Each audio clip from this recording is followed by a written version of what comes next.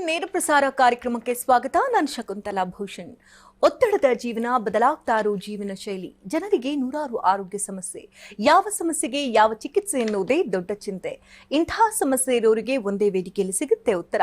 ಇದೇ ಟಿವಿ9 ವಿಶೇಷ ಕಾರ್ಯಕ್ರಮ ನಿಮ್ಮ ಡಾಕ್ಟರ್.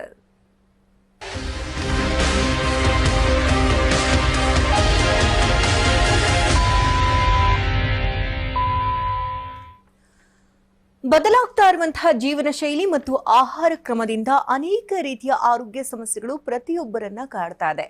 ಇತ್ತೀಚಿನ ದಿನಗಳಲ್ಲಿ ಸಂತಾನೋತ್ಪತ್ತಿಯ ಕುಗ್ಗುವಿಕೆಗೆ ಕಾರಣ ಆಗ್ತಾ ಇದೆ. ಹಾಗಾದ್ರೆ ಈ ಸಂತಾನೋತ್ಪತ್ತಿ ಕುಗ್ಗುವಿಕೆಗೆ ಕಾರಣಗಳಾದ್ರೂ ಏನು? ಜೀವನ ಶೈಲಿ ಹೇಗಿರಬೇಕು? ಮಹಿಳೆಯರಲ್ಲಿ ಯಾವ ರೀತಿಯ ಸಮಸ್ಯೆಗಳು ಕಾಣಿಸ್ಕೊಳ್ಳುತ್ತೆ? ಇನ್ನು ಪುರುಷರಲ್ಲಿ ಸಂತಾನ ಕ್ಷೀಣತೆ ಹೇಗಾಗುತ್ತೆ? ಅದಕ್ಕೆ ಕಾರಣಗಳೇನು? ಅದಕ್ಕೆ ಚಿಕಿತ್ಸಾ ಪದ್ಧತಿಗಳೇನು? ಇದೆಲ್ಲದರ ಬಗ್ಗೆ ಮಾಹಿತಿಯನ್ನ ಕೊಡೋದಕ್ಕೆ ಗರ್ಭಗುಡಿ IVF ಸೆಂಟರ್ನ ಅಸಿಸ್ಟೆಂಟ್ ಮೆಡಿಕಲ್ ಡೈರೆಕ್ಟರ್ ಆಗಿರ್ತಕ್ಕಂಥ ಡಾಕ್ಟರ್ ಮಹೇಶ್ವರಿ ಅವರು ನಮ್ಮ ಮುಂದಿಗಿದ್ದಾರೆ. ಬನ್ನಿ ಅವನ ಕಾರ್ಯಕ್ರಮಕ್ಕೆ ವೆಲ್ಕಮ್ ಮಾಡೋಣ. Ma'am, welcome to the show. ನಮಸ್ಕಾರ. ಸಂತಾನೋತ್ಪತ್ತಿ ಇತ್ತೀಚಿನ ದಿನಗಳಲ್ಲಿ ಕ್ಷೀಣಿಸ್ತಾ ಇದೆ ಅಂತ ಕೇಳ್ತಾ ಇದ್ವಿ. ಅಂಡಾಣು ಸಂಖ್ಯೆಯಲ್ಲಿ ಕಡಿಮೆ ಆಗ್ತಾ ಇದೆ, ವೀರ್ಯಾಣು ಸಂಖ್ಯೆಯಲ್ಲಿ ಕಡಿಮೆ ಆಗ್ತಾ ಇದೆ ಅಂತ ಹೇಳ್ತಾನೆ ಇರ್ತಾರೆ. ಬಟ್ ಯಾವ ರೀತಿ ಕಡಿಮೆ ಆಗುತ್ತೆ ಅನ್ನೋದು ಜನಸಾಮಾನ್ಯರಿಗೆ ಅಷ್ಟಾಗಿ ಗೊತ್ತಿರೋದಿಲ್ಲ. ಸೊ ಯಾವ ಸಂದರ್ಭದಲ್ಲಿ ಟೆಸ್ಟ್ ಮಾಡಬೇಕು ಅಥವಾ ಯಾವಾಗ ಕಡಿಮೆ ಆಗಿದೆ ಅಂತ ತಿಳ್ಕೊಳ್ಳೋದಕ್ಕೆ ಏನಾದ್ರು ಸೂಚನೆಗಳು ಸಿಗುತ್ತಾ? ಸೊ ಹಾಗಾಗಿ ಈ ಸಂಚಿಕೆಯಲ್ಲಿ ಇದ್ರ ಬಗ್ಗೆ ಕಂಪ್ಲೀಟ್ ಆಗಿ ಮಾಹಿತಿಯನ್ನು ಕೊಡೋಣ. ಸೊ ಮೊದಲಿಗೆ ಈ ಸಂತಾನೋತ್ಪತ್ತಿಯ ಕ್ರಿಯೆಗಳು ಹೇಗಾಗುತ್ತೆ ಅಂತ. ಸೊ ಇವಾಗ ಹೆಂಗಸರಲ್ಲಿ ಪ್ರತಿ ತಿಂಗಳು ಮುಟ್ಟಾಗ್ತಾ ಇರುತ್ತೆ. ಸೊ ಯೂಶಲಿ ಎಲ್ಲರಿಗೂ 28 ದಿವಸದಿಂದ ಒಂದು 30 ದಿವಸದ ತನಕ ಪ್ರತಿ ತಿಂಗಳು ಮುಟ್ಟಾಗಲೇಬೇಕು. ಅದನ್ನು ರೆಗ್ಯುಲರ್ ಮೆನ್ಸ್ಟ್ರಲ್ ಸೈಕಲ್ಸ್ ಅಂತ ಹೇಳ್ತೀವಿ. ಸೊ ಆವಾಗ ಅವ್ರಿಗೆ 3 to 5 ಡೇಸ್ ಬ್ಲೀಡಿಂಗ್ ನಾರ್ಮಲ್ ಆಗಿರುತ್ತೆ. ಸ್ವಲ್ಪ ಯಾರಿಗೆ ಮಗು ಆಗಿರಲ್ಲ, ಫಸ್ಟ್ ಟೈಮ್ ಸ್ವಲ್ಪ ಹೊಟ್ಟೆ ನೋವು, ಸೊಂಟ ನೋವು, ಆ ಥರ ಮೈಲ್ಡ್ ಆಗಿ ಸಿಂಪ್ಟಮ್ಸ್ ಇರುತ್ತೆ, ಅದು ಕಾಮನ್. ಸೊ ಆ ಥರ 28 to 30 ಡೇಸ್ ರೆಗ್ಯುಲರ್ ಸೈಕಲ್ ಇದ್ದವರಲ್ಲಿ ಸೊ ಮುಟ್ಟಾಗಿದ್ದು ಒಂದು 12ನೇ ದಿವಸದಿಂದ ಒಂದು 16ನೇ ದಿವಸದಲ್ಲಿ ಚೆನ್ನಾಗಿ ಒಂದು ಅಂಡಾಣು ಡೆವಲಪ್ ಆಗಿ ಅದು ರಿಲೀಸ್ ಆಗುತ್ತೆ. ಆ ಟೈಮಲ್ಲಿ ಹಸ್ಬೆಂಡ್ ಆ್ಯಂಡ್ ವೈಫ್ ಕಾಂಟ್ಯಾಕ್ಟ್ ಇಟ್ಕೊಂಡಾಗ ಏನಾಗುತ್ತೆ, ಆ ಸ್ಪರ್ಮ್ಸ್ ಮತ್ತು ಎಗ್ ಎರಡೂ ಸೇರಿ ಭ್ರೂಣ ಆಗಿ ಅದು ಗರ್ಭಕೋಶಕ್ಕೆ ಕಚ್ಕೊಂಡು ಪ್ರೆಗ್ನೆನ್ಸಿ ಆಗೋ ಚಾನ್ಸಸ್ ಇರುತ್ತೆ. ಸೊ ಇದರಲ್ಲಿ ಗರ್ಭಕೋಶ ಮತ್ತು ಗರ್ಭನಾಳ ಮತ್ತು ಓವರೀಸ್ ಅಂಡಾಶಯಗಳು ಪ್ಲಸ್ ವೀರ್ಯಾಣು ಸಂಖ್ಯೆ, ಅದ್ರ ಚಲನೆ ಶಕ್ತಿ ಎಲ್ಲ ನಾರ್ಮಲ್ ಇದ್ದರೆ 100 ಜನದಲ್ಲಿ ಟ್ರೈ ಮಾಡಿದ್ರೆ ಮನುಷ್ಯರ ಕೆಪಾಸಿಟಿ ಎಷ್ಟಿರುತ್ತೆ ಅಂದರೆ 4 ರಿಂದ 8 ಜನಕ್ಕೆ ಆ ಸೈಕಲಲ್ಲಿ ಪ್ರೆಗ್ನೆನ್ಸಿ ಆಗೋ ಚಾನ್ಸಸ್ ಇರುತ್ತೆ. ಓಕೆ. ಸೊ ಈ ರೀತಿ ಒಂದು ಮದುವೆ ಆಗಿ 1 ವರ್ಷ ಅವರು ನ್ಯಾಚುರಲ್ ಆಗಿ ಅವರು ಎಲ್ಲ ನಾರ್ಮಲ್ ಇದ್ದು ಎಲ್ಲ ಇತ್ತು ಅಂದ್ರೂ ಮಕ್ಕಳಾಗಲಿಲ್ಲ ಅಂದರೆ, ಸೊ ಯಾರಲ್ಲಿ 35 ಇಯರ್ಸ್ ದಾಟಿದೆ ಗಂಡಸರಲ್ಲಿ ಅಥವಾ ಹೆಂಗಸರಲ್ಲಿ, ಅವರು 6 ತಿಂಗಳು ಮಾತ್ರ ಕಾಯಬೇಕು. ಸೊ ನಾರ್ಮಲ್ ಹೆಂಗ್ ಏಜ್ ಇದ್ದವರು 1 ಇಯರ್ ತನಕನೂ ಕಾಯ್ಬೋದು. ಸೊ ಯಾರಿಗೆ ಜಾಸ್ತಿ ಏಜ್ ಆಗಿರುತ್ತೆ ಅವರು 6 ತಿಂಗಳ ತನಕ ಕಾದು ಅವ್ರಿಗೆ ಮಗು ಆಗಲಿಲ್ಲ ಅಂದರೆ ತಕ್ಷಣ ಡಾಕ್ಟ್ರಲ್ಲಿ ಹೋಗಿ ತೋರಿಸ್ಕೋಬೇಕು. ಏನು ಸಮಸ್ಯೆ ಇದೆ, ಎಲ್ಲಿ ಸಮಸ್ಯೆ ಇದೆ ಅಂತ ಚೆಕ್ ಮಾಡ್ಕೊಳ್ಳೋದು ತುಂಬ ಒಳ್ಳೆಯದು. ಈಗ ಹೆಣ್ಮಕ್ಳಲ್ಲಿ ಸಾಮಾನ್ಯವಾಗಿ ನಾವು ಕೇಳಿದಂತೆ ಈಗ PCOD ಸಮಸ್ಯೆ ಅಥವಾ ಥೈರಾಯ್ಡ್ ಸಮಸ್ಯೆ, ಇದಕ್ಕಿದ್ದಂತೆ ತುಂಬಾನೇ ಓವರ್ ವೇಟ್ ಆಗೋದು, ಸೊ ಈ ಸಮಸ್ಯೆಗಳಿಂದ ಕಾಮನ್ ಆಗಿ ಮಕ್ಕಳಾಗಲ್ಲ ಅಂತ ನಾವು ಕೇಳ್ಬಿಟ್ಟಿದ್ವಿ. ಬಟ್ ಪುರುಷರಲ್ಲಿ ತುಂಬಾ ಜನರಿಗೆ ಸಿಂಪ್ಟಮ್ಸ್ ಕೂಡ ಗೊತ್ತಿರೋದಿಲ್ಲ, ಅಥವಾ ಕ್ಷೀಣಿಸ್ತಾ ಇದೆಯಾ ವೀರ್ಯಾಣುಗಳು, ಆ ಬಗ್ಗೆ ಕೂಡ ಅವ್ರಿಗೆ ಮಾಹಿತಿಗಳಿರೋದಿಲ್ಲ. ಜೊತೆಗೆ ಯಾವ ವಯಸ್ಸಿನೊಳಗಡೆ ಅವ್ರ ಮಕ್ಕಳನ್ನ ಮಾಡ್ಕೊಳ್ಬೇಕು ಆ ಬಗ್ಗೆ ಕೂಡ ಅವ್ರಿಗೆ ಸಾಕಷ್ಟು ಮಾಹಿತಿಗಳಿರೋದಿಲ್ಲ. ಸೊ ಈ ಬಗ್ಗೆ ಮಾಹಿತಿನ ಕೊಡೋದಾದ್ರೆ. ಸೊ ಗಂಡಸರಲ್ಲಿ 25 ವರ್ಷದಿಂದ 35 ವರ್ಷದಲ್ಲಿ ಅವ್ರು ಮಗು ಮಾಡಿಕೊಂಡ್ರೆ ತುಂಬ ಒಳ್ಳೆಯದು, ಆರೋಗ್ಯವಾದ ಒಂದು ಮಗು ಹುಟ್ಟತ್ತೆ. ಸೊ ಅವರಲ್ಲಿ ಏನಂದರೆ ಅವ್ರಿಗೇನೋ ಗೊತ್ತೇ ಆಗಲ್ಲ. ಸೊ ಹೆಂಗಸರಲ್ಲಿ ಅಟ್ಲೀಸ್ಟ್ ಅವ್ರಿಗೆ ಅವ್ರ ತಿಂಗಳ ಪೀರಿಯಡ್ಸ್ ಆಗೋದ್ರಲ್ಲಿ ಹೆಚ್ಚು ಕಡಿಮೆ ಆಗ್ಬೋದು, ಅಥವಾ ಬೇರೆ ಏನಕ್ಕಾದ್ರೂ ಸಮಸ್ಯೆ ಬಂದಾಗ ಸ್ಕ್ಯಾನ್ ಮಾಡಿಸ್ಬೋದು, ಬ್ಲಡ್ ಟೆಸ್ಟ್ ಮಾಡಿಸ್ಬೋದು. ಸೊ ಅದರಿಂದ ಹೆಂಗಸರಲ್ಲಿ ಸಮಸ್ಯೆನ ನಾವು ಬೇಗ ಕಂಡಿಡ್ಕೋತೀವಿ. ಸೊ ನಮ್ಮ ಸಮಾಜದಲ್ಲಿ ಮಕ್ಕಳಾಗಿಲ್ಲ ಅಂದರೆ ಹೆಂಗಸರಿಗೆ ಫಸ್ಟ್ ತೋರಿಸಿ ಚಿಕಿತ್ಸೆ ಮಾಡ್ತಾರೆ ಹೊರತು ಗಂಡಸರನ್ನ ಚೆಕ್ ಮಾಡೋದು ತುಂಬಾ ಕಡಿಮೆ. ಸೊ ಅದರಿಂದ ಹೆಂಗಸರ ಸಮಸ್ಯೆ ಬೇಗ ಗೊತ್ತಾಗುತ್ತೆ ಹೊರತು ಗಂಡಸರ ಸಮಸ್ಯೆ ಬೇಗ ಗೊತ್ತಾಗಲ್ಲ. ಸೊ ಅವ್ರಿಗೆ ವೀರ್ಯಾಣು ಸಂಖ್ಯೆ ಕಡಿಮೆ ಇದ್ರೂ ಅವ್ರ ಬಾಡಿನಲ್ಲಿ ಯಾವುದೇ ರೀತಿ ಚೇಂಜಸ್ ಆಗಲಿ ಏನೇ ತೊಂದರೆ ಆಗಲಿ ಅವ್ರಿಗೆ ಗೊತ್ತೇ ಆಗೋದಿಲ್ಲ. ಸೊ ಅದರಿಂದ ನಾನು ಹೇಳ್ದಂಗೆ 1 ವರ್ಷ ಯಾರೇ ಹೆಂಗ್ ಏಜ್ ಇರ್ತಾರೋ ಅವ್ರು 1 ವರ್ಷ ಏಜ್ ಆದಮೇಲೆ 6 ತಿಂಗಳೊಳಗೆ ಆಗಲಿಲ್ಲ ಅಂದರೆ ಇಮಿಡಿಯೇಟ್ ಹೋಗಿ ಬೋತ್ ಗಂಡಸರು ಪ್ಲಸ್ ಹೆಂಗಸರು ಇಬ್ರು ಹೋಗಿ ಚೆಕ್ ಮಾಡಿಸ್ಕೊಳ್ಳೋದು ಒಳ್ಳೇದು, ಹಸ್ಬೆಂಡ್ ಆ್ಯಂಡ್ ವೈಫ್. ಸೊ ಈ ಗಂಡಸರಲ್ಲಿ ಒಂದು ಯಾವ್ಯಾವ ಕಾರಣಕ್ಕೆ ಈ ಥರ ತೊಂದರೆ ಆಗ್ಬೋದು ಅಂದರೆ, ಒಂದು ಅವರು ಬೆಳವಣಿಗೆನಲ್ಲೇ ಸರಿಯಾಗಿ ಟೆಸ್ಟಿಸ್ ಅನ್ನೋದು ಆ ಜನನಾಂಗಗಳು ಅದು ನೀಟಾಗಿ ಡೆವಲಪ್ ಆಗಿರಲಿಲ್ಲ ಅಂದರೆ, ಸೊ ಅಥವಾ ಹಾರ್ಮೋನ್ ಉತ್ಪತ್ತಿನಲ್ಲಿ ತೊಂದರೆ ಆಗಿದ್ರೆ, ಜೊತೆಗೆ ಅವ್ರಿಗೆ ಏನಾದರೂ like smoking habits, drinking habits ಮತ್ತೆ ರೇಡಿಯೇಷನ್ ಎಕ್ಸ್ಪೋಜರ್ಸ್ ಅಂತ ಹೇಳ್ತೀವಿ. ಈ ಎಕ್ಸ್ರೇ ಮತ್ತೆ ಗಾಮಾ ರೇಡಿಯೇಷನ್ಸು ಮತ್ತು ಮೊಬೈಲ್ ಜಾಸ್ತಿ ಯೂಸ್ ಮಾಡೋದು, ವೈಫೈ ಜಾಸ್ತಿ ಯೂಸ್ ಮಾಡೋದು ಆ ಥರ ಇದ್ದರೆ, ಅಥವಾ ಹರ್ನಿಯಾ ಆಪ್ರೇಷನ್ಸು ಅಥವಾ ಏನೇ ಒಂದು ಶಸ್ತ್ರಚಿಕಿತ್ಸೆ ಸೊ ಏನಾದರೂ ಆಗಿದ್ರೆ, ಅಥವಾ ಅವ್ರದ್ದು ಟೆಸ್ಟಿಸ್ ಸೈಜು ಅಂದರೆ ಮೇಲ್ಗಡೆ ಭಾಗದಲ್ಲೇ ಉಳ್ಕೊಂಡ್ಬಿಟ್ಟಿದ್ರೆ ಅದನ್ನು ಕೆಳಗೆ ತಂದಾಗ, ಅಥವಾ ಬೇರೆ ಇನ್ನೇನಾದರೂ ಸರ್ಜರೀಸ್ ಇದ್ದರೆ, ಜೊತೆಗೆ ಇನ್ಫೆಕ್ಷನ್ಸು, ವೈರಲ್ ಇನ್ಫೆಕ್ಷನ್ಸು ಗೊತ್ತೇ ಆಗಿರಲ್ಲ, ಒಂದು ಜ್ವರ, ಕೆಮ್ಮು, ನೆಗಡಿ, ಮತ್ತು ಅವ್ರಿಗೆ ಒಂದು ಗ್ರಂಥಿಗಳೇನಾದರೂ ಮಮ್ಸ್ ಅಂತ ಹೇಳ್ತೀವಿ. ಸೊ ಮತ್ತು ಈ ಥರ ವೈರಲ್ ಇನ್ಫೆಕ್ಷನ್ಸ್ ಆಗಿ ಅದು ಟೆಸ್ಟಿಸಲ್ಲಿ ಇನ್ಫೆಕ್ಷನ್ಸ್ ಆಯಿತು ಅಂದರೆ ಆರ್ಕೈಟಿಸ್ ಅಂತ ಹೇಳ್ತೀವಿ. ಸೊ ಆ ಥರನೂ ಆಗಿ ಆ ಥರ ಆಗ್ಬೋದು. ಸೊ ಮತ್ತೆ ತುಂಬಾ ಹೀಟ್ ಎಕ್ಸ್ಪೋಜರ್ಸ್ ಮೋಸ್ಟ್ ಕಾಮನ್ ಅಂದ್ರೆ ಆಕ್ಯುಪೇಷನಲ್ ಹಜಾರ್ಡ್ಸ್ ಅಂತ ಹೇಳ್ತೀವಿ. ಸೊ ಯಾವ ಜಾಗದಲ್ಲಿ ತುಂಬಾ ಹೀಟ್ ಎಕ್ಸ್ಪೋಜರ್ಸ್ ಇರುತ್ತೆ, ಇವಾಗ ಅಡುಗೆ ಮಾಡೋ ಕಡೆ, ಫ್ಯಾಕ್ಟ್ರೀಸ್ ಅಲ್ಲಿ ವರ್ಕ್ ಮಾಡೋರು, ಮತ್ತೆ ಬಸ್ ಡ್ರೈವ್ ಮಾಡೋರು, ತುಂಬಾ ಡ್ರೈವ್ ಮಾಡೋರು, ಎಲ್ಲಿ ಅದು ಸ್ಕ್ರೋಟಲ್ ಸುತ್ತಮುತ್ತ ತುಂಬಾ ಜಾಸ್ತಿ ಟೆಂಪರೇಚರ್ ಜಾಸ್ತಿ ಆಗಿರುತ್ತೆ ಅಂತವರಲ್ಲಿ ಈ ವೀರ್ಯಾಣು ಸಂಖ್ಯೆ ಮತ್ತೆ ಚಲನೆ ಶಕ್ತಿ ಎಲ್ಲ ಕಡಿಮೆ ಆಗ್ತಾ ಅಷ್ಟು ಮಾಹಿತಿನ ಪಡ್ಕೊಳ್ತೀನಿ. ಒಬ್ರು ಕಾಲರ್ ಹಿಡಿದ್ದಾರೆ, ಶಶಿಕಾಂತ್ ಅವರು ಕರೆ ಮಾಡಿದ್ದಾರೆ ದಾವಣಗೆರೆಯಿಂದ. ನಮಸ್ತೆ ಶಶಿಧರ್ ಅವರೇ. ಡಾಕ್ಟರ್ ಇದ್ದಾರೆ, ಮಾತನಾಡಿ, ಸಮಸ್ಯೆ ಏನಿದೆ? Hello madam. ಶಶಿಧರ್, ಟಿವಿ ವಾಲ್ನ ಕಂಪ್ಲೀಟ್ ಆಗಿ ಮ್ಯೂಟ್ ಮಾಡಿ ನಂತರ ಮಾತನಾಡಿ.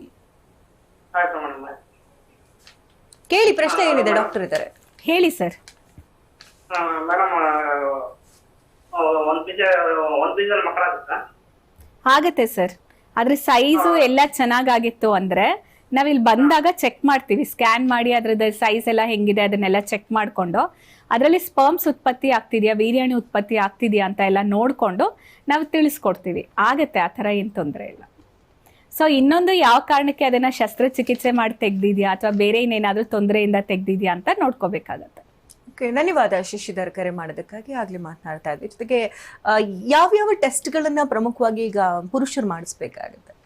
ಸೊ ಅವರಲ್ಲಿ ಬಂದಾಗ ಒಂದು ಜನರಲ್ ಅವ್ರದ್ದು ಹೆಲ್ತ್ ಚೆಕಪ್ ಅಂತ ಮಾಡ್ಕೋಬೇಕಾಗತ್ತೆ. ಅಂದರೆ ಅವ್ರದ್ದು ಹಿಮೋಗ್ಲೋಬಿನ್ನು, ಶುಗರು, ಥೈರಾಯ್ಡ್ ಎಲ್ಲ ನಾರ್ಮಲ್ ಇದೆಯಾ, ಜೊತೆಗೆ ವೀರ್ಯಾಣು ಪರೀಕ್ಷೆ ಮಾಡ್ತೀವಿ. ಅದರಲ್ಲಿ ಅದರದ್ದು ಎಷ್ಟು ಕೌಂಟ್ ಇದೆ, ಚಲನ ಶಕ್ತಿ ಎಷ್ಟಿದೆ, ಮತ್ತು ನಾರ್ಮಲ್ ಆಕಾರಗಳು. ಸೊ ಇತ್ತೀಚಿನ ದಿನಗಳಲ್ಲಿ ಈ ನಾರ್ಮಲ್ ಆಕಾರ ಅನ್ನೋದು ತುಂಬ ಕಡಿಮೆ ಆಗ್ತಾ ಬರ್ತಾ ಇದೆ.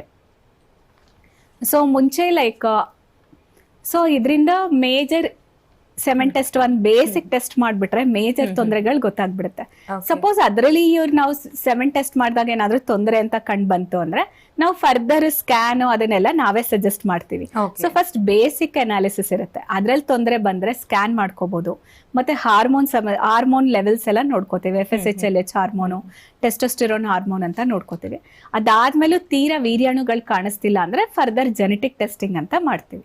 So basic general checkup plus semen test first ಮಾಡ್ಕೊಂಡ್ರೆ ಮೇಜರ್ ಸಮಸ್ಯೆ ಏನಿದೆ ಅಂತ ಗೊತ್ತಾಗುತ್ತೆ. ಓಕೆ, ಮತ್ತೊಬ್ರು ಕಾಲರ್ ಇದ್ದಾರೆ, ಗದಗದಿಂದ ರೇಷ್ಮಾ ಕರೆ ಮಾಡ್ತಾರೆ. ನಮಸ್ತೆ ರೇಷ್ಮಾ ಅವರೇ. ರೇಷ್ಮಾ, ಧ್ವನಿ ಕೇಳ್ತಾ ಇದೆಯಾ? ನಮಸ್ತೆ, ಡಾಕ್ಟರ್ ಇದ್ದಾರೆ, ಮಾತನಾಡಿ. ಡಾಕ್ಟರ್ ನಮಸ್ತೆ. ಡಾಕ್ಟರ್ ನಮಸ್ತೆ ರೇಷ್ಮಾ, ಹೇಳಿ. ಡಾಕ್ಟರ್, ನನ್ಗೆ ಇವಾಗ 2 ಮಕ್ಕಳು ಇದಾವೆ, ಒಂದು ಹೆಣ್ಣು ಒಂದು ಗಂಡು. ಹಾ ಮೇಡಮ್, ಇವಾಗ ಮತ್ತೆ ಅದು 2 ಮಕ್ಕಳ ಮೇಲೆ ಮತ್ತೆ ಏನೂ ಇಲ್ಲ ಮೇಡಮ್. ಏನಾದ್ರು ಪ್ರಾಬ್ಲಮ್ ಇದೆಯಾ ಏನಾ ಅಂತ ವಾಪಸ್ ಪದೇ ಪದೇ ನಿಲ್ತಾ ಇದೆ ಮೇಡಮ್, ಮತ್ತೆ ತಾನೇ ಹೋಗ್ತಾ ಇದೆ ಮೇಡಮ್. ಓಕೆ, ಎಷ್ಟು ಸಲ ಈ ತರ ಅಬಾರ್ಷನ್ಸ್ ಆಗಿದೆ ನಿಮ್ಗೆ? ಒಂದು 4-5 ಸಲ ಆಗಿದೆ ಮೇಡಮ್. ಅದೇ ಇವಾಗ 2 ಮಗು ನಾರ್ಮಲ್ ಆಗಿ ಆದ್ಮೇಲೆ ನಿಮ್ಮ ಏಜ್ ಎಷ್ಟು? ಇವಾಗ 28 ಮೇಡಮ್. ನಿಮ್ಮ ಯಜಮಾನ್ರಿಗೆ? ಅವ್ರಿಗೆ 31. ಓಕೆ, ಸೊ ಇವಾಗ ಅದು ಪದೇ ಪದೇ ಅಬಾರ್ಷನ್ಸ್ ಆಗ್ತಿದೆ ಅಂದ್ರೆ ಅದಕ್ಕೆ ತುಂಬಾ ಕಾರಣಗಳಿರುತ್ತಮ್ಮ. ಜೆನೆಟಿಕ್ ಟೆಸ್ಟ್, ಜೆನೆಟಿಕ್ ಕಾರಣಗಳಿರ್ಬೋದು, ಇನ್ನೊಂದು ಇಮ್ಯುನಲಾಜಿಕಲ್ ಕಾರಣಗಳು ಅಂತ ಹೇಳ್ತೀವಿ. ಸೊ ನೀವು ಇಲ್ಲಿ ಬಂದ್ರೆ ಅದು ಏನೇನು ಕಾರಣಗಳು ಅಂತ ನಾವು ಚೆಕ್ ಮಾಡಿ ನೆಕ್ಸ್ಟ್ ಮಗು ಆಗಂಗೆ ಚಿಕಿತ್ಸೆ ಕೊಡ್ಬೋದು. ಓಕೆ, ಧನ್ಯವಾದ ರೇಷ್ಮಾ ಕರೆ ಮಾಡೋದಕ್ಕಾಗಿ. ಇನ್ನು ಈಗ ಎಂಗೇಜ್ ಅಲ್ಲಿ ಇರ್ತಾರೆ ತುಂಬಾ ಜನ, ಈಗ ಬೇಗ ಕೆಲಸ ಮಾಡಬೇಕು, ನಂತರದಲ್ಲಿ ಲೈಫ್ ಸೆಟಲ್ ಮಾಡ್ಕೊಂಡಾಗ ತುಂಬ ಜನ ಮಕ್ಕಳು ಮಾಡ್ಕೊಳ್ಳೋಕ್ಕೆ ತುಂಬ ಲೇಟ್ ಮಾಡ್ತಾ ಇರ್ತಾರೆ. ಸೊ ಅದರಿಂದನೂ ಕೂಡ ಮಕ್ಕಳಾಗದೇ ಇರೋದಕ್ಕೆ ಕಾರಣಗಳು ಅಂತ ಹೇಳ್ಬೋದು. ಈಗ ನಾವು ನೋಡಿದಂತೆ ಈಗ ಮಾಡರ್ನ್ ಚಿಕಿತ್ಸೆಗಳು ಬಂದಿದೆ, ಹೊಸ ಪದ್ಧತಿಗಳು ಬಂದಿದೆ. ಸೊ ಯಾವ ರೀತಿ ಮುಂಚೆನೇ ಪ್ರಿಸರ್ವ್ ಮಾಡ್ಕೊಳ್ಬೋದು, ಏನೆಲ್ಲ ಆಪ್ಷನ್ಸ್ ಇದೆ ಅಂತ ಹೇಳ್ತೀರಿ? ಇವಾಗ ಎಲ್ಲರಿಗೂ ಕೆರಿಯರ್ ಓರಿಯೆಂಟೇಷನ್ ತುಂಬ ಜಾಸ್ತಿ ಇರೋದ್ರಿಂದ ಅವ್ರಿಗೆ ಇವಾಗ ಅಬ್ರಾಡ್ಗೆ ಹೋಗೋ ಚಾನ್ಸಸ್ ಇರುತ್ತೆ. ಪ್ಲಸ್ ಈ ಕಡೆ ಇದನ್ನು ಬಿಡೋಕ್ಕಾಗಲ್ಲ, ಆ ಕಡೆ ಅವರು ಪ್ರೊಫೆಷನಲ್ ವರ್ಕನ್ನು ಬಿಡೋಕ್ಕಾಗಲ್ಲ. ಸೊ ಆ ಥರ ಇತ್ತು ಅಂದರೆ ತುಂಬ ಅಡ್ವಾನ್ಸ್ ಟ್ರೀಟ್ಮೆಂಟ್ ಇದೆ. ಸಪೋಸ್ ಇವಾಗ ಅವ್ರದ್ದು ಸ್ಪರ್ಮ್ ಕೌಂಟು, ಮೊಟಿಲಿಟಿ ಎಲ್ಲ ನಾರ್ಮಲ್ ಆಗಿತ್ತು, ಬಟ್ ಅವ್ರಿಗೆ ಲೈಕ್ ನಾರ್ಮಲ್ ಆಗಿದೆ, ಬಟ್ ಅವ್ರಿಗೆ ಹೊರಗಡೆ 1 year ಅಥವಾ 2 years ಹೋಗ್ಬೇಕು ಅಂತ ಇರುತ್ತೆ. ಬಟ್ ವೈಫ್ಗೆ ಆದಷ್ಟು ಬೇಗ ಕನ್ಸೀವ್ ಆಗಬೇಕು ಅಂತ ಅವ್ರು ಅನ್ಕೊಂಡಿತ್ತು ಅಂದ್ರೆ ನಾವು ಅವ್ರದ್ದು ಸೆಮೆನ್ ಸ್ಯಾಂಪಲ್ನ ಫ್ರೀಸ್ ಮಾಡ್ಕೋಬಹುದು. ಅಪ್ ಟು 5 years ತನಕನೂ ಫ್ರೀಸ್ ಮಾಡ್ಕೋಬಹುದು. ಸೊ ಅವರು ಲೈಕ್ ಸೆಮೆನ್ ಸ್ಯಾಂಪಲ್ನ ಫ್ರೀಸ್ ಮಾಡೋಗಿಟ್ರೆ ನಾವು ವೈಫ್ ಅವ್ರಿಗೆ IUI ಅನ್ನೋ ಚಿಕಿತ್ಸೆ ಮೂಲಕ ಮಗು ಆಗಂಗೆ ನಾವು ಮಾಡ್ಬೋದು.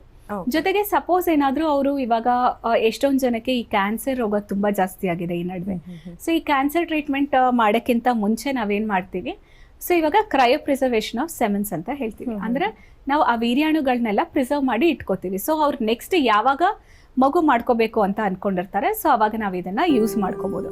ಯಾಕಂದ್ರೆ ಕೀಮೋಥೆರಪಿ ಅಥವಾ ರೇಡಿಯೋಥೆರಪಿ ನಾವೇನಾದ್ರೂ ಕೊಟ್ರೆ ಕ್ಯಾನ್ಸರ್ ಚಿಕಿತ್ಸೆಗಳಿಗೆ, ಸೊ ಅವಾಗ ವೀರ್ಯಾಣು ಸಂಖ್ಯೆ ಅದ್ರ ಚಲನ ಶಕ್ತಿ ಎಲ್ಲ ಎಫೆಕ್ಟ್ ಆಗೋ ಚಾನ್ಸಸ್ ಇರುತ್ತೆ.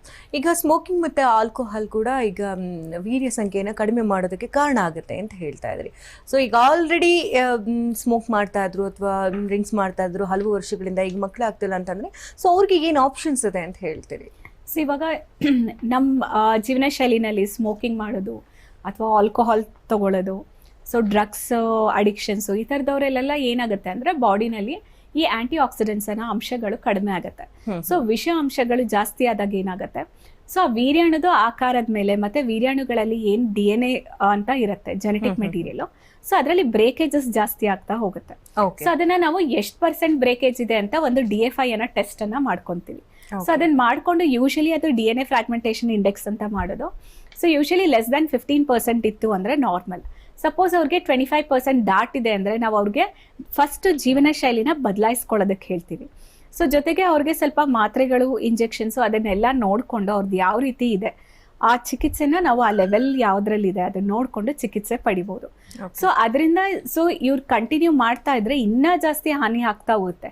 ಅದು ಸೆಮೆನ್ ಕೌಂಟ್ ಮೊಟಿಲಿಟಿ ಕಡಿಮೆ ಮಾಡೋದಲ್ದೇನೆ ಏನಾಗುತ್ತೆ, ಹುಟ್ಟ ಮಗುನಲ್ಲಿ ಅದ್ರದ್ದು ಅಬ್ನಾರ್ಮ್ಯಾಲಿಟೀಸ್ ಆಗ್ಬೋದು, ಅಬಾರ್ಷನ್ಸ್ ಆಗೋ ಚಾನ್ಸಸ್ ಇರುತ್ತೆ. ಅಥವಾ ಭ್ರೂಣ ಚೆನ್ನಾಗಿ ಬಂದ್ರೂ ಭ್ರೂಣ ಗರ್ಭಕೋಶಕ್ಕೆ ಹಾಕಿದಾಗ ಇಂಪ್ಲಾಂಟ್ ಆಗ್ತಿರಲ್ಲ IVF ಚಿಕಿತ್ಸೆನಲ್ಲಿ, ಅಥವಾ ಭ್ರೂಣದ ಕ್ವಾಲಿಟಿನೇ ಚೆನ್ನಾಗಿ ಬರಲ್ಲ. ಸೊ grade 3, grade 4 ಎಂಬ್ರಿಯೋಸು, grade 2 ಆ ಥರ ಎಲ್ಲ ಚೆನ್ನಾಗಿಲ್ದಿರ ಭ್ರೂಣಗಳು ಬರೋ ಚಾನ್ಸಸ್ ಇರುತ್ತೆ. ಹೆಂಗಸ್ರದು ಹೆಂಗೆ ಆ ಮೊಟ್ಟೆಗಳ ಮೂಲಕ 50% ಕಾಂಟ್ರಿಬ್ಯೂಷನ್ಸ್ ಇರುತ್ತೆ, ಸೊ ಸ್ಪರ್ಮ್ಸ್ 50% ಕಾಂಟ್ರಿಬ್ಯೂಷನ್ಸ್ ಇರುತ್ತೆ ಭ್ರೂಣ ಆಗೋದಕ್ಕೆ. ಸೊ ಅದರಿಂದ ಯಾರನ್ನು ಜಾಸ್ತಿ ನೆಗ್ಲೆಕ್ಟ್ ಮಾಡಕ್ ಹೋಗ್ಬಾರ್ದು. ಈಚ್ ಅಂಡ್ ಎವ್ರಿಥಿಂಗ್ ಇಸ್ ಇನ್ನಷ್ಟು ಮಾಹಿತಿನ ನಾನು ನಿಮ್ಮಿಂದ ಪಡ್ಕೊಳ್ತೇನೆ. ನಿಮ್ಮ ಡಾಕ್ಟರ್ ನೇರ ಪ್ರಸಾರ ಕಾರ್ಯಕ್ರಮಕ್ಕೆ ಮತ್ತೊಮ್ಮೆ ಸ್ವಾಗತ. ಇವತ್ತಿನ ಸಂಚಿಕೆಯಲ್ಲಿ ನಮ್ಮ ಜೊತೆಗೆ ಡಾಕ್ಟರ್ ಮಹೇಶ್ವರಿ ಅವರು ಇದ್ದಾರೆ. ಇನ್ನಷ್ಟು ಮಾಹಿತಿಯನ್ನ ಪಡ್ಕೊಳ್ಳೋಣ. ಆಗ್ಲಿ ಮಾತನಾಡ್ತಾ ಇದ್ವಿ ಮ್ಯಾಮ್, ಈಗ ತುಂಬಾ ಜನರಿಗೆ ಈಗ ವಯಸ್ಸಾಗ್ತಾ ಹೋಗ್ತಾ ಇದೆ, ಹೆಣ್ಮಕ್ಳು ಕೂಡ ಕೆರಿಯರ್ ಓರಿಯೆಂಟೆಡ್ ಇರೋದ್ರಿಂದ ತುಂಬಾನೇ ಲೇಟ್ ಆಗಿ ಮಕ್ಳುಗಳನ್ನ ಮಾಡ್ಕೊಳ್ತಿದ್ದಾರೆ. ಸೊ ಅವ್ರಿಗೆ ಏನೆಲ್ಲ ಆಪ್ಷನ್ಸ್ ಇದೆ? ಈಗ ಏಜ್ ಆಗ್ತಾ ಹೋಗ್ತಾ ಇದ್ರು ಕೂಡ ಮಕ್ಳು ಮಾಡ್ಕೊಳ್ಬೇಕು ಅಂತ ಹವಣಿಸ್ತಾ ಇರ್ತಾರೆ ತುಂಬಾ ಜನ, ಏನೆಲ್ಲ ಆಪ್ಷನ್ಸ್ ಇದೆ ಅವ್ರಿಗೆ? ಸೊ ಇವಾಗ ಅವ್ರಿಗೆ ಮದುವೆ ಆಗಿಲ್ಲ ಅಂದ್ರೂ ಅವ್ರದ್ದು ಎಗ್ಸನ್ನ ಕ್ರಯೋ ಪ್ರಿಸರ್ವೇಷನ್ ಮಾಡ್ಬೋದು. ಅಂದರೆ IVF ಮೂಲಕ ನಾವು ಎಗ್ಸನ್ನೆಲ್ಲ ಡೆವಲಪ್ ಮಾಡಿ ಅದನ್ನೆಲ್ಲ ನಾವು ಪ್ರಿಸರ್ವ್ ಮಾಡಿ ಫ್ಯೂಚರ್ ಯೂಸ್ಗೆ ಇಟ್ಕೋಬೋದು. ಸೊ ಇನ್ನೊಂದು ಸೆಕೆಂಡ್ ಆಪ್ಷನ್, ಅವ್ರಿಗೆ ಮದುವೆ ಆಗಿತ್ತು ಅಂದರೆ ನಾವು ಭ್ರೂಣಗಳನ್ನ IVF ಮೂಲಕ ನಾವು ಭ್ರೂಣಗಳನ್ನೆಲ್ಲ ಮಾಡಿಟ್ಕೊಂಡು ಅದನ್ನು ಫ್ರೀಸ್ ಮಾಡಿಟ್ಕೊಂಡು ಅವ್ರು ಯಾವಾಗ ಪ್ರೆಗ್ನೆನ್ಸಿ ಪ್ಲ್ಯಾನ್ ಮಾಡ್ತಿದ್ದಾರೆ ಆವಾಗ ನಾವು ಅದನ್ನು ಟ್ರಾನ್ಸ್ಫರ್ ಮಾಡ್ಬೋದು. ಸೊ ಇನ್ನೊಂದು ಗಂಡಸರಲ್ಲೂ ಅಷ್ಟೇ, ಅವ್ರೇನಾದರೂ ಲೈಕ್ ಪ್ರೆಗ್ನೆನ್ಸಿನ ಲೈಕ್ ಅವ್ರೂ ಲೈಕ್ ಕೆರಿಯರ್ ಓರಿಯೆಂಟೆಡ್ ಇದ್ರು, ಸೊ ಆಮೇಲೆ ಸ್ವಲ್ಪ ಪೋಸ್ಟ್ಪೋನ್ ಮಾಡ್ಬೇಕಂದ್ರೆ IVF ಮೂಲಕ ಭ್ರೂಣಗಳು ಮಾಡಿಟ್ಕೋಬಹುದು. ಸಪೋಸ್ ಇಲ್ಲಾಂದ್ರೆ ಸೆಮೆನನ್ನು ಕ್ರಯೋ ಪ್ರಿಸರ್ವೇಷನ್ ಅಂತ ಹೇಳ್ತೀವಿ, ಅದನ್ನು ಫ್ರೀಸ್ ಮಾಡಿ ಇಟ್ಸ್ಕೋಬಹುದು ಫ್ಯೂಚರ್ ಯೂಸ್ಗೆ. ಸೊ ಇತ್ತೀಚಿನ ದಿನಗಳಲ್ಲಿ ಇದು ತುಂಬಾ ಕಾಮನ್ ಆಗಿ ಕ್ರಯೋ ಪ್ರಿಸರ್ವೇಷನ್ ಅಂತ ಹೇಳ್ತೀವಿ. ಸೊ ಅದನ್ನ ನಾವು ತುಂಬಾ ಜಾಸ್ತಿ ಮಾಡ್ತಾ ಇದ್ದೀವಿ. ಓಕೆ, ಈಗ ಸೆಕೆಂಡ್ ಇನ್ಫರ್ಟಿಲಿಟಿ ಅಂತ ನಾವು ಹೆಚ್ಚಾಗಿ ನೋಡ್ತಾ ಇದೀವಿ, ಮತ್ತೆ ಜೊತೆಗೆ ತುಂಬಾ ಜನಕ್ಕೆ ರಿಪೀಟೆಡ್ ಅಬಾರ್ಷನ್ಸ್ ಕೂಡ ಆಗ್ತಾ ಇದೆ, ಜೊತೆಗೆ IVF ಫೇಲ್ಯೂರ್ಸ್ ಕೂಡ ಹೆಚ್ಚಾಗಿ ನೋಡ್ತಾ ಇದೀವಿ. ಸೊ ಇದಕ್ಕೆಲ್ಲ ಏನ್ ಸೊಲ್ಯೂಷನ್ ಇದೆ ಗರ್ಭಗುಡಿನಲ್ಲಿ? ಸೊ ಇವಾಗ ಎಷ್ಟೊಂದು ಜನ ಲೈಕ್ 3 ಸಲ 4 ಸಲ IVF ಮಾಡಿಸ್ಕೊಂಡ್ವಿ, ಟ್ರಾನ್ಸ್ಫರ್ ಮಾಡಿಸ್ಕೊಂಡ್ವಿ ಅಂದ್ರೂ ಫೇಲ್ಯೂರ್ ಆಗ್ತಿದೆ ಅಂದರೆ ಫಸ್ಟ್ ನಾವು ಅಲ್ಲಿ ಅವ್ರು ಬಂದಾಗ ಅವ್ರದ್ದು ಡೀಟೇಲ್ಸ್ ತೊಗೊತೀವಿ. ಅವ್ರ ಏಜ್ ಏನು, ಅವ್ರಿಗೆ ಬೇರೆ ಏನಾದರೂ ಮೆಡಿಕಲ್ ಪ್ರಾಬ್ಲಮ್ಸ್ ಇದೆಯಾ, ಬೇರೆ ಏನಾದರೂ ಆಪ್ರೇಷನ್ಸ್ ಆಗಿತ್ತಾ, ಜೊತೆಗೆ 3-4 ಸಲ IVF ಚಿಕಿತ್ಸೆ ಕೊಟ್ಟಾಗ ಯಾವ ರೀತಿ ಅವ್ರಿಗೆ ಮೊಟ್ಟೆ ಸಂಖ್ಯೆ ಬಂದಿತ್ತು, ಎಷ್ಟು ಇಂಜೆಕ್ಷನ್ಸ್, ಅವ್ರ ಗರ್ಭಕೋಶದ ಲೈನಿಂಗ್ ಹೆಂಗಿತ್ತು, ವೀರ್ಯಾಣು ಕೌಂಟು, ಚಲನೆ ಶಕ್ತಿ ಹೆಂಗಿತ್ತು, ಅದನ್ನೆಲ್ಲ ನಾವು ಚೆಕ್ ಮಾಡ್ಕೋತೀವಿ. ಜೊತೆಗೆ ಪದೇ ಅಬಾರ್ಷನ್ಸ್ ಅಥವಾ IVF ಫೇಲ್ಯೂರ್ಸ್ ಆಗ್ತಿದ್ರೆ ನಾವು ಜೆನೆಟಿಕ್ ಟೆಸ್ಟಿಂಗ್ ಮಾಡ್ಕೋತೀವಿ. ಗಂಡಸರಲ್ಲೂ ಮತ್ತೆ ಹೆಂಗಸರಲ್ಲೂ ಕ್ಯಾರಿಯೋಟೈಪಿಂಗ್ ಅಂತ ಒಂದು ಚೆಕ್ ಮಾಡ್ಕೋತೀವಿ. ಜೊತೆಗೆ ಅವ್ರಿಗೆ ಏನಾದರೂ ರಿಪೀಟೆಡ್ ಅಬಾರ್ಷನ್ಸ್ ಆಗ್ತಿದ್ರೆ ಒಂದು ಇಮ್ಯುನಲಾಜಿಕಲ್ ಟೆಸ್ಟಿಂಗ್ ಅಂತ ಹೇಳ್ತೀವಿ. ಅಂದರೆ ಸಪೋಸ್ ಏನಾದರೂ ಆ ಭ್ರೂಣ ಬೆಳೀತಾ ಇರೋ ಭ್ರೂಣ ತಾಯಿನಲ್ಲಿ ಅದು ಹೊರಗಡೆದು ತಾಯಿದು ಇಮ್ಯೂನ್ ಸಿಸ್ಟಮ್ ಏನಾದರೂ ಆ ಭ್ರೂಣ ನಂದಲ್ಲ ಬೇರೆಯವ್ರದ್ದು ಅಂತ ಏನಾದರೂ ರಿಜೆಕ್ಟ್ ಮಾಡ್ತಾ ಇದೆಯಾ ಅಂತ ಇಮ್ಯುನಲಾಜಿಕಲ್ ಟೆಸ್ಟ್ಗಳು ಮಾಡ್ಕೋಬೇಕಾಗತ್ತೆ. ಸೊ ಅದನ್ನೆಲ್ಲ ಮಾಡಿಕೊಂಡು ಸಪೋಸ್ ಅವ್ರಿಗೆ ಗರ್ಭಕೋಶದ ಲೈನಿಂಗು ಚೆನ್ನಾಗಿ ಬರ್ತಾ ಇದೆ, ಭ್ರೂಣನೂ ಚೆನ್ನಾಗಿದೆ, ಬೇರೆ ಎಲ್ಲ ಟೆಸ್ಟ್ ನಾರ್ಮಲ್ ಇದೆ, ಬಟ್ ಅವ್ರಿಗೆ ಸಕ್ಸಸ್ ಸಿಗ್ತಾ ಇಲ್ಲ ಅಂದ್ರೆ ಒಂದು ಇರಾ ಅಂತ ಮಾಡ್ತೀವಿ, ಅಂದ್ರೆ ಎಂಡೋಮೆಟ್ರಿಯಲ್ ರಿಸೆಪ್ಟಿವಿಟಿ ಅಸೆ. ಸೊ ಅದರಲ್ಲಿ ನಮ್ಗೆ ಭ್ರೂಣನ ಯಾವ ಟೈಮ್ಗೆ ಟ್ರಾನ್ಸ್ಫರ್ ಮಾಡಿದ್ರೆ, ಹಾರ್ಮೋನ್ ಸ್ಟಾರ್ಟ್ ಮಾಡಿ ಯಾವ ಟೈಮ್ಗೆ ನಾವು ಟ್ರಾನ್ಸ್ಫರ್ ಮಾಡಿದ್ರೆ ಅವ್ರಿಗೆ ತುಂಬಾ ಚೆನ್ನಾಗಿ ಕಚ್ಕೊಂಡು ಪ್ರೆಗ್ನೆನ್ಸಿ ಆಗತ್ತೆ ಅಂತ ಹೇಳ್ತಾರೆ. ಸೊ ಇದನ್ನ ನಾವು ಪರ್ಸನಲೈಸ್ಡ್ ಎಂಬ್ರಿಯೋ ಟ್ರಾನ್ಸ್ಫರ್ ಅಂತ ಹೇಳ್ತೀವಿ. ಸೊ ಈ ರೀತಿ ಮಾಡೋದ್ರಿಂದ ನಾವು ಸಕ್ಸಸ್ ರೇಟ್ ನ ಇಂಪ್ರೂವ್ ಮಾಡ್ಬೋದು. ಓಕೆ, ಬೇರೆ ಏನೆಲ್ಲ ಅಡ್ವಾನ್ಸ್ ಟ್ರೀಟ್ಮೆಂಟ್ಸ್ಗಳು ಬಂದಿದೆ? ಸೊ ಇವಾಗ ಎಷ್ಟೊಂದು ಜನ ಗಂಡಸರಲ್ಲಿ ಇವಾಗ ತಾಲೂಕ್ ಲೆವೆಲ್ಸ್ ಅಲ್ಲಿ, ಹಳ್ಳಿ ಊರಲ್ಲಿ ಅವರೆಲ್ಲ ಸೆಮೆನ್ ಟೆಸ್ಟ್ ಮಾಡಿದಾಗ ವೀರ್ಯಾಣುನೇ ಕಾಣಿಸಿಲ್ಲ ಅಂದ್ರೆ ಅವ್ರು ಏನ್ ಅನ್ಕೊಂತಾರೆ, ನಮಗ್ ಮಕ್ಕಳೇ ಆಗಲ್ಲಪ್ಪ, ಅಥವಾ ನಾವು ದಾನಿಗಳ ಮೊಟ್ಟೆಗಳನ್ನ ಯೂಸ್ ಮಾಡ್ಬೇಕು, ನಮ್ಮಿಂದ ಆಗದೇ ಇಲ್ಲ ಅಂತ ಅನ್ಕೊಂಡ್ ಮನೆಯಲ್ಲೇ ಕುತ್ಕೊಂಡ್ಬಿಡ್ತಾರೆ. ಸೊ ಅಂತವ್ರು ಯಾವತ್ತೂ ಆತರ ನಿರಾಶರಾಗಬಾರ್ದು.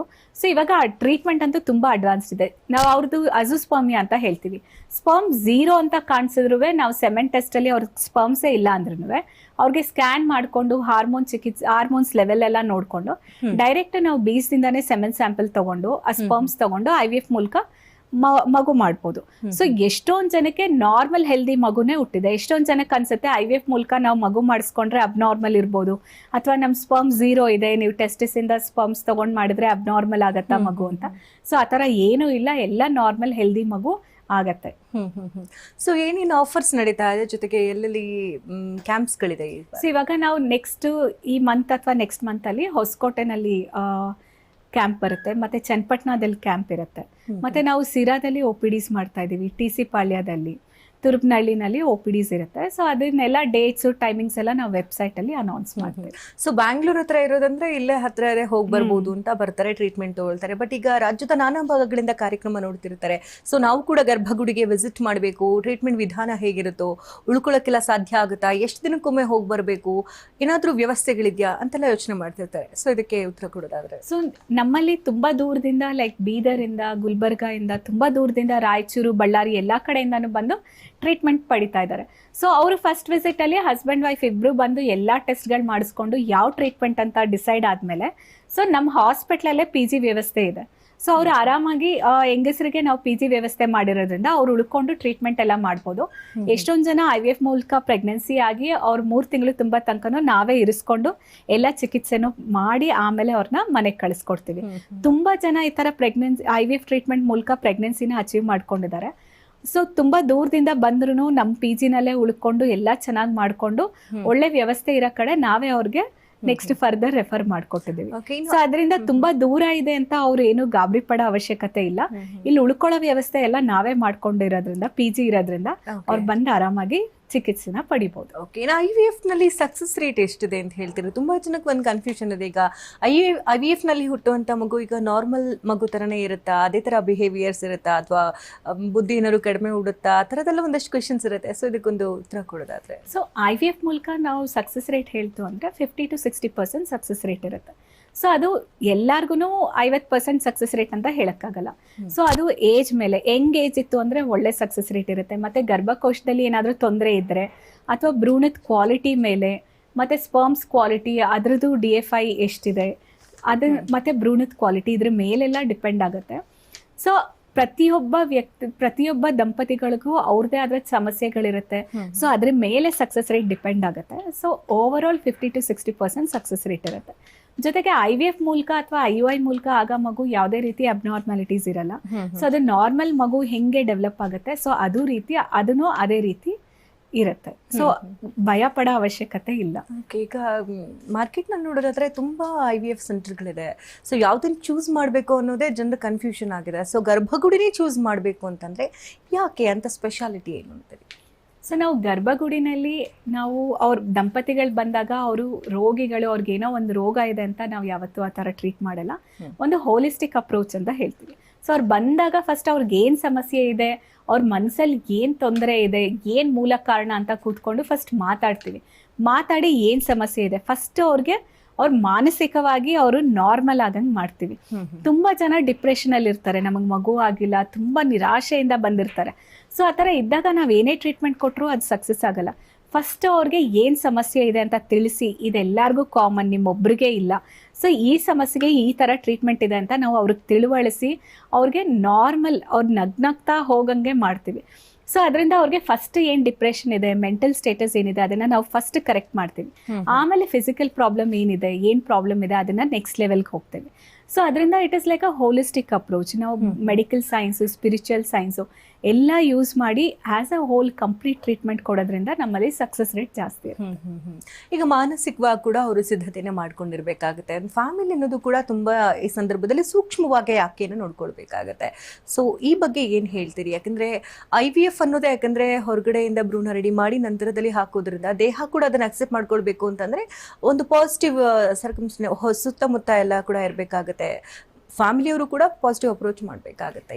ನಮ್ಮಲ್ಲಿ ಅವರು ಬಂದ್ರೆ ಅವ್ರಿಗೆ ನಾವು ಹಾಸ್ಪಿಟ್ಲಿಗೆ ಹೋಗ್ತಿದೀನಿ ಅಂತಾನೆ ಅನ್ಸೋದಿಲ್ಲ, ಒಂದ್ ಮನೆಗೆ ಹೋಗ್ತಾ ಇದೀವಿ ಅಂತ ಅನುಭವ ಅನ್ಸುತ್ತೆ ಎಲ್ಲಾ ದಂಪತಿಗಳಿಗೂ. ಸೊ ಎಲ್ಲಾರು ಬಂದು ಚಿಕಿತ್ಸೆ ಪಡೆದು ಮಗು ಪಡ್ಕೊಂಡವರೆಲ್ಲ ಅದೇ ಹೇಳೋದು, ಇದು ನಮ್ ಮನೆ ತರ ಅನ್ಸುತ್ತೆ, ಒಂದ್ ಗರ್ಭಗುಡಿ ಒಂದ್ ದೇವಸ್ಥಾನಕ್ಕೆ ಬಂದಾಗ ನಮ್ಗೆ ಅನ್ಸುತ್ತೆ. ತುಂಬಾ ಪಾಸಿಟಿವ್ ಎನರ್ಜಿ ಇರುತ್ತೆ ನಮ್ಮಲ್ಲಿ. ಕುಟುಂಬದವರು ಆಕೆನ ಹೇಗ್ ನೋಡ್ಕೊಳ್ಬೇಕು ಅಂತ? ಸೊ ಕುಟುಂಬದವರು ಹೆಂಗೆ ಅಂದ್ರೆ ಸಪೋರ್ಟ್ ಮಾಡ್ಬೇಕು. ಸೊ ನಿನ್ನಲ್ಲಿ ಸಮಸ್ಯೆ ಇದೆ, ನಿನ್ನಿಂದ ಆಗ್ತಿಲ್ಲ, ಅಥವಾ ನಿಮ್ಮಲ್ಲಿ ಸಮಸ್ಯೆ ಇದೆ ಅಂತ ಯಾವತ್ತೂ ಬೆರಳು ತೋರಿಸ್ಬಾರ್ದು. ಸೊ ಯಾವುದೇ ರೀತಿ ಆಯ್ತು ಇದು ಸಮಸ್ಯೆ ಇದೆ, ಸೊ ಅದಕ್ಕೆ ಈ ತರ ಸೂಕ್ತ ಪರಿಹಾರನೂ ಇದೆ ಅಂತ ಅವ್ರಿಗೆ ಸಪೋರ್ಟ್ ಮಾಡಬೇಕು. ಫೈನಾನ್ಷಿಯಲಿ ಆಗಲಿ, ಅವ್ರಿಗೆ ಇಮೋಷನಲಿ ಆಗಲಿ ಚೆನ್ನಾಗಿ ಸಪೋರ್ಟ್ ಮಾಡಿ ಚಿಕಿತ್ಸೆನ ಮುಂದುವರಿಯಂಗೆ ಮಾಡಬೇಕು.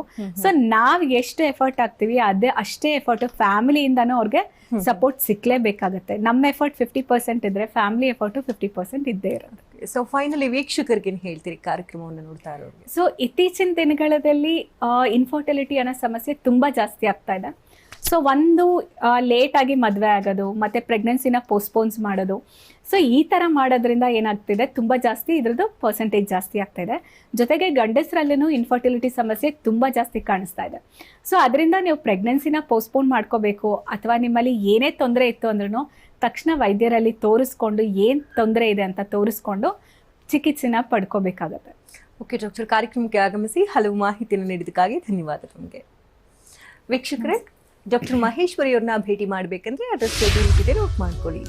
ಗರ್ಭಗುಡಿ IVF ಸೆಂಟರ್, ಹನುಮಂತನಗರ, ಜಯನಗರ, ಕಲ್ಯಾಣ ನಗರ, ಎಲೆಕ್ಟ್ರಾನಿಕ್ ಸಿಟಿ ಮತ್ತು ಮಾರತ್ಹಳ್ಳಿಯಲ್ಲಿ ಬ್ರಾಂಚಸ್ಗಳಿದೆ. ವಿಸಿಟ್ ಮಾಡಬಹುದು. ಕಾಂಟ್ಯಾಕ್ಟ್ ನಂಬರ್ ಈ ರೀತಿ ಇದೆ: 8880000909, 9148499992. ಹಾಗೆ ಮತ್ತೊಂದು ಸಂಖ್ಯೆ 9591601113. ವೆಬ್ಸೈಟ್ ಅಡ್ರೆಸ್ ಈ ರೀತಿ ಇದೆ: www.garbhagudi.com ಗೆ ವಿಸಿಟ್ ಮಾಡಿದ್ರೆ ಹೆಚ್ಚಿನ ಡೀಟೇಲ್ಸ್ ನೀವು ಪಡ್ಕೊಳ್ಬಹುದಾಗಿದೆ.